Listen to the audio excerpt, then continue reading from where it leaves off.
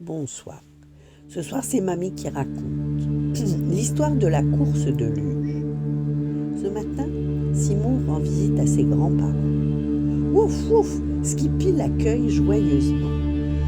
Mamisa a réservé une surprise à son petit-fils.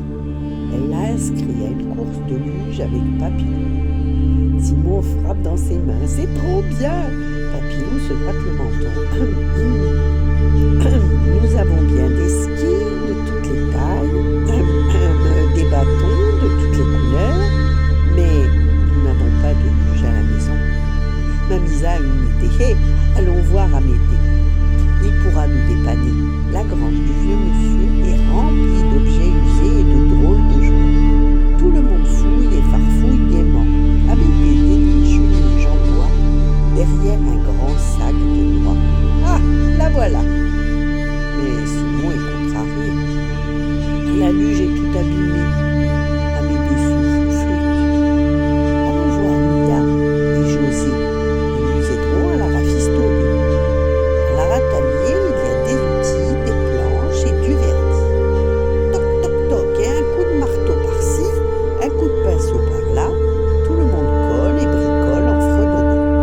Le soleil couchant, la luge ressemble à un superbe engin. Simon se réjouit. Youpi! Tout est prêt pour demain. Plus tard, Papilou relit la fiche d'inscription. Oh non! Nous n'avons pas fait attention. Il faut une mascotte pour la compétition. Skippy file vite se cacher. Il n'a pas envie de finir en porte-bonheur joli. Pour Simon, impossible d'abandonner. Vite, il me faut de la laine et du carton. Hop, Mamisa déniche des pelotes, Papilou du papier épais. Mais il s'exclame: aïe, nous ne savons pas tricoter. Simon sourit: pas besoin, nous allons fabriquer un chaton avec des pompes. Le garçon a appris cette technique à l'école avec Monsieur Léon. C'est parfait, tout le monde roule et enroule la laine joyeusement. Et voilà, la mascotte est terminée. Et nous l'appellerons Pompon. Après le dîner, Simon part se coucher.